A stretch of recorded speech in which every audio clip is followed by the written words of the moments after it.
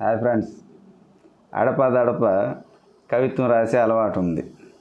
ఏ రోజు మా భార్య మా ఇంటైన ఏ కవిత్వం రాస్తున్నాడు, ఎలాంటి కవిత్వం రాస్తున్నాడు, అసలు నేను రాసేది కవిత్వమా కాదా అన్న పరిశీలన కానీ కనీస ఆలోచన కానీ లే.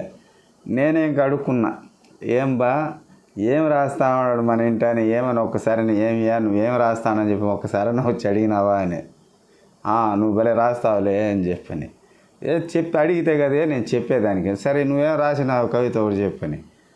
నేను డిగ్రీ జూనియర్ కాలేజీలో పనిచేసేటప్పుడు నేను బస్సులో ట్రావెల్ చేస్తానబ్బా.